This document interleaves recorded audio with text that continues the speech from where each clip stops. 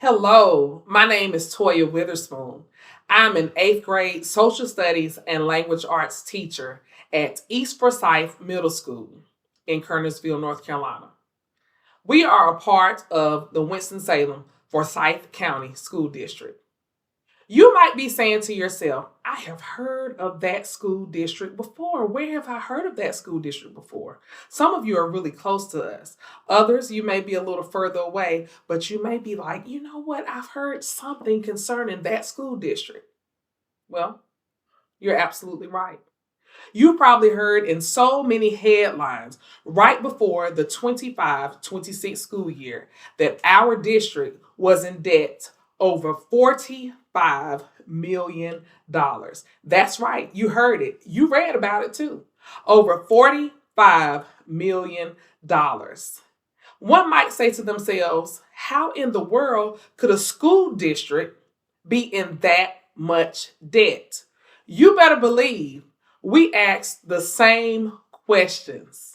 Within this debt, we have had a lot of heartache. We've had a lot of heartbreak. We've had individuals lose their jobs. We've had students who lost very important mentors within their lives, all because of this debt. I want to talk about some of the principles in negotiating the non-negotiable book written by Daniel Shapiro, and I want to tie in the things that occurred within our district. First, I want to touch on the tribe's effect. Within the tribe's effect, it speaks about having a divisive mindset, a mental trap where you see the conflict as a war between your tribe and theirs rather than a shared problem. Now, as I stated before, with that debt, there was a lot of heartache. On one hand, you had teachers, you had principals, assistant principals, and support staff who lost positions. On the other hand, you had superintendents, you had the Board of Education who decided, you know what, we need to cut these positions in order to help get us out of this debt. You can believe there was a lot of clashing. There were quite a bit of school board meetings. There were many heated conversations. However, it appears to us that there was no negotiation because the board had already made their decision that they needed to cut these positions. So again, the division came between the employees of the district who worked in the schools, who tirelessly worked every day, and then those individuals who make decisions concerning our livelihood. You also have the identity threat. It arises when the deepest beliefs or values or sense of self feel attacked. Within this, you can believe that many of our colleagues felt attacked, especially when they were not the ones responsible for the debt. They felt attacked because they lost their jobs. Everywhere in our nation, districts are looking for teachers. You would probably say to yourself that teaching is one of the most needed positions within our nation. It's a safe position, one might say. Oh, we always need teachers. Nothing will ever happen to teachers. That's not the case within our district. Again, 350 individuals lost their job. They lost their sense of identity within this crisis. Some of these individuals had worked as a teacher or as support staff or as a principal for 20 years, only to find out that one day they would be cut. And as a matter of fact, our district did about 2 rounds of something called RIF, or reduction in force, where individuals lost their jobs. Some of those individuals didn't know what to do. Some individuals went ahead into other fields. Some individuals went to neighboring districts.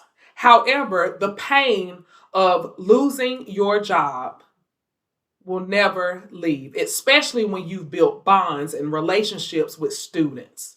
So that identity threat was serious within our district.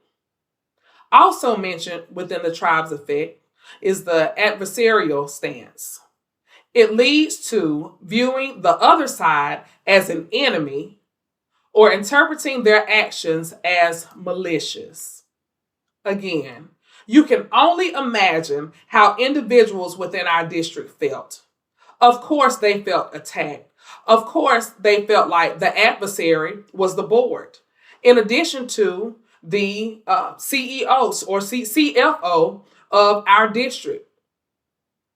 We don't know why nobody was really held accountable. All we do know is that the CFO and the superintendent resigned the same month that all this news came out. Of course, in many people's eyes, it looked like that they were the cause of the reason we were $40 million in debt. However, when you think about it, this had to have gone on for years. But someone should have caught it.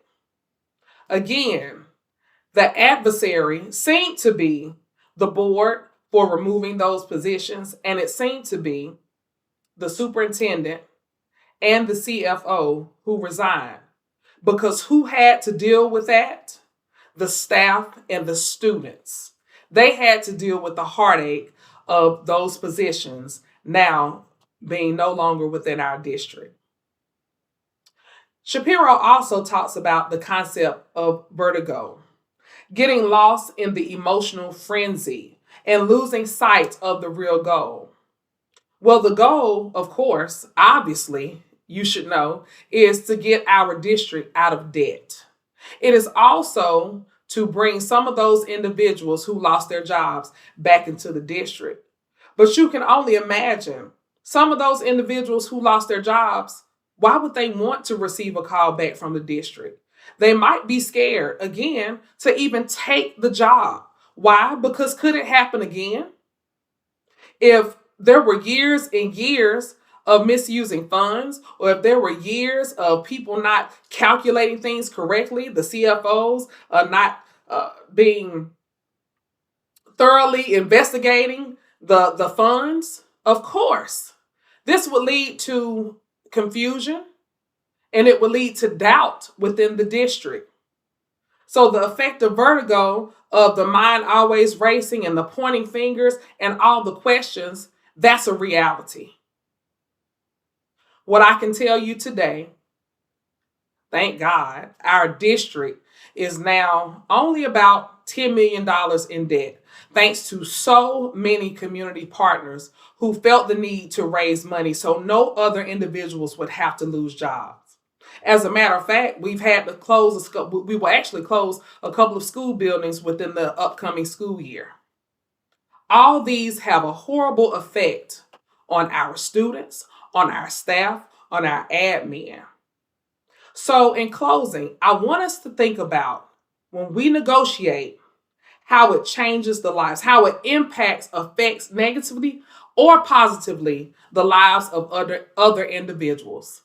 Again, my name is Toya Witherspoon, and I hope that you enjoyed. Have a great day.